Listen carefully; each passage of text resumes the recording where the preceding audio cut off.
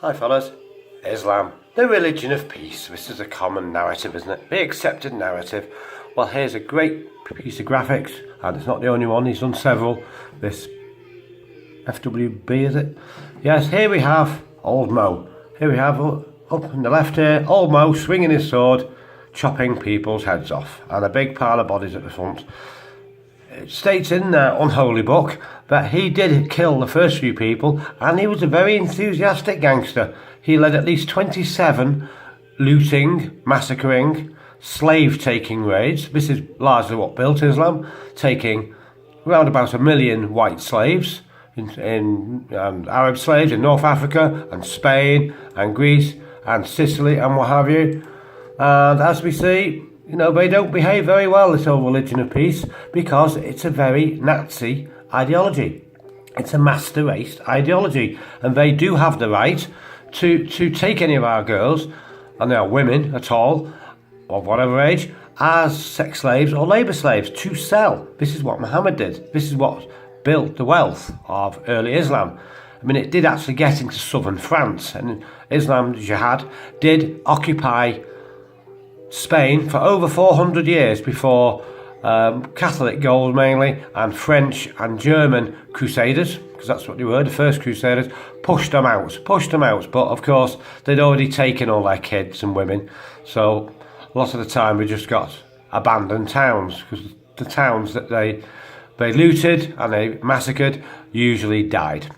There are in fact, just in one part of Syria, there are in fact 700 abandoned towns and Christian cities, used to be Christian cities, which were, methodically looted and, became devoid of inhabitants. The men would be killed, the boys would be sold into sexual slavery. I mean, this is how cruel it's always been.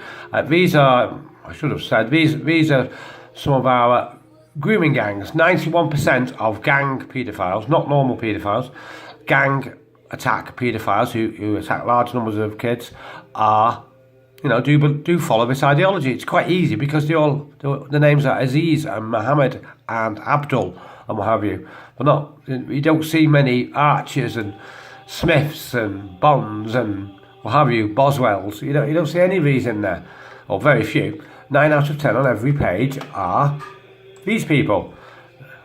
Some of you guys will have seen this video. I think this was at Oxford, and Tommy Robinson does his reporting trick and tries to confront them outside the court. This is of course what he was falsely jailed for. This is the right of every man and woman in England to have a word with, to talk, to express shame upon these paedophiles. And there's nothing illegal as long as you don't physically attack them or follow them home or anything. There's nothing wrong with approaching these people and giving them a piece of your mind. You will see this, of course. It's on the rebel media, but you will see loads. This is exactly what he did at Leeds, and they're desperate to shut him up because, as I say, 91% of these gang paedophiles follow this ideology because their prophet from the 7th century, who used to wipe his anus with his fingers, who used to go off into caves and have these fantasies or visions, depending which way you look at it. See, the English girlfriends of these guys jump to their defence to try and block their way. This guy here is a proper thug, and I don't know why he wasn't arrested. Have you ever been smacked up by a Muslim guy, he says. Plainly a kebab thug. And as a matter of fact, nearly all the people that do this from this ideology from statistics, do work in curry houses, pizza shops, just eat joints, other joints, unlicensed private hire taxis, not hackneys. You're always very safe in a hackney. As a matter of fact, in Rotherham, the vast majority of the men jailed, and there weren't that many jailed for all the girls that attacked, were taxi drivers and takeaway workers. So this is where we need to watch out for these guys. As you see, it's a regular occurrence in England, and they've just tried to hide it. They've just tried to do it like female genital mutilation, where they hold all their girls down and attack their poor little bodies, their private parts, with razor blades and screaming agony. it leads to lifelong pain for a lot of them. Lots of them, it leads to infection, it leads to sterility. It leads to them being kind of what they think, like guaranteed virgins. They even stitch them up with string and big needles in type 3. And this is the barbarians you're dealing with, because they've never been gentle, they've never been peaceful. They took the whole Middle East by force. They destroyed 600 years of largely peaceful and far more advanced Christianity, and a Jewish element, of course. They destroyed them all.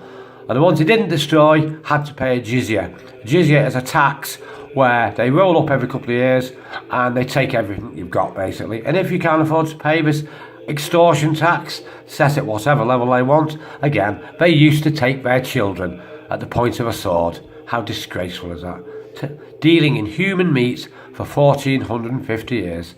That's the religion of peace. I mean, some young girls have actually had children of these gangsters, these drug-dealing gangsters. I'm not saying some of them aren't good guys. Some of them are working in the NHS, probably quite respectful. Not a bad word to say for any of those. But none of them, most of them are Christians, Arabs, or the people that don't basically follow the savagery and the master race ideology, the slaving ideology they call Islam.